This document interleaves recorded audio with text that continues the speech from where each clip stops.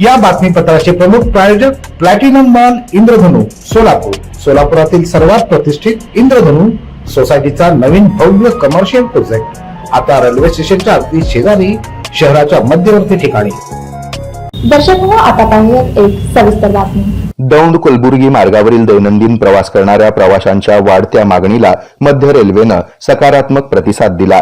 गर्दीच्या मार्गावर सततची ताणतणावाची स्थिती लक्षात घेऊन सोलापूर विभागातून धावणाऱ्या दोन्ही अनारक्षित विशेष गाड्यांच्या फेऱ्या वाढवण्याचा निर्णय रेल्वे प्रशासनानं घेतला आहे.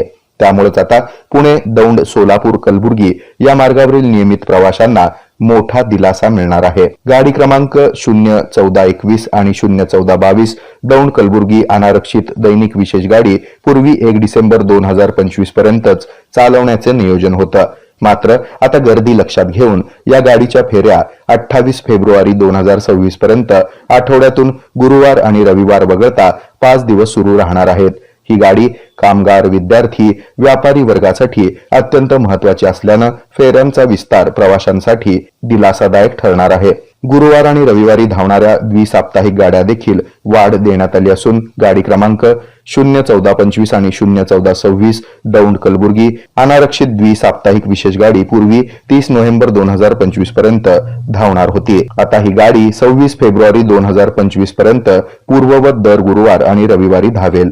गुरुवार रविवार ही या मार्गावरील सर्वाधिक गर्दीची वेळ असल्यानं अतिरिक्त सेवा उपलब्ध राहणं हा मोठा फायदा आहे. वेळापत्रक रचना आणि थांबे यामध्ये कोणताही बदल नाही. अनारक्षित कोचसाठी तिकीट स्थानकावरील बुकिंग काउंटरवर तसंच UTS ॲपद्वारे उपलब्ध आहे.